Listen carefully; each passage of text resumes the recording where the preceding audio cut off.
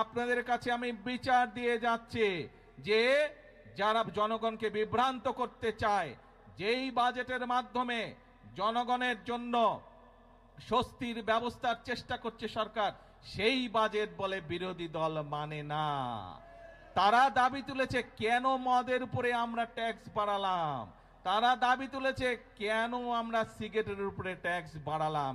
এই তাদের দুঃখ, তাদের কষ্ট। কেন বর্তমান সরকার 60টি নিত্য প্রয়োজনীয় দ্রব্যমূল্যের ট্যাক্স কমে দিল, এই হচ্ছে তাদের দুঃখ। তাহলে কি এরা জনগণের বন্ধু হলো? জনগণের বন্ধু তারা হলো না। প্রিয় ভাই বোনেরা, আজ সময় এসেছে কারা জনগণের বন্ধু এবং কারা জনগণের বন্ধু নয়, এইটি সঠিকভাবে নির্ণয় করতে হবে। আমরা অতীতে আমরা দেখেছি জনগণকে বিভ্রান্ত করে অনেকে অনেক কথা বলেছে, কিন্তু জনগণের ভাগ্য পরিবর্তন হয়নি, দেশের ভাগ্য পরিবর্তন হয়নি।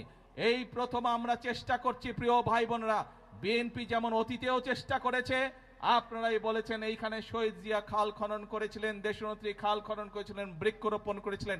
এই কাজগুলোর মাধ্যমে ধীরে ধীরে দেশের অবস্থার পরিবর্তন হচ্ছিল।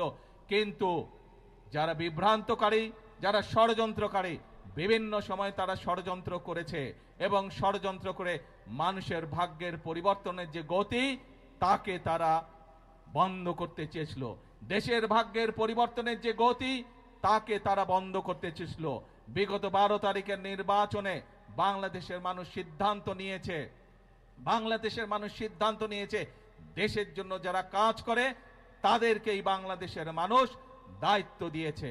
আগেই বলেছি, আমাদের সকল বিএনপির সকল ক্ষমতার উৎস হচ্ছে জনগণ। কাজেই জনগণের শক্তি হচ্ছে আমাদের শক্তি, জনগণের সমর্থন হচ্ছে আমাদের সবচেয়ে বড় সমর্থন, জনগণের শক্তি হচ্ছে আমাদের সবচেয়ে বড় শক্তি।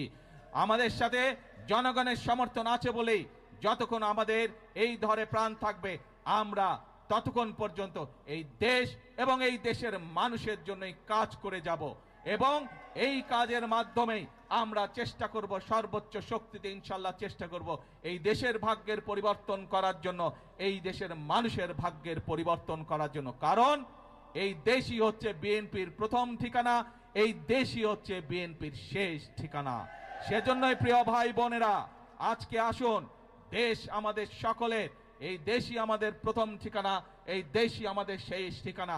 সেজন্যই আমরা বলি, এই দেশকে গড়লে আমরাই ভালো থাকব, আমাদের সন্তানরাই শান্তিতে থাকতে পারবে। এই দেশকে যদি আমরা গড়তে না পারি, তাহলে আমাদের সন্তানরা দুঃখ কষ্টে থাকবে। কেউ কি চায় নিজের সন্তান কষ্টে থাকুক?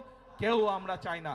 সেজন্যই আমরা একটি কথাই বলি সব সময়, করব কাজ সবার আগে বাংলাদেশ।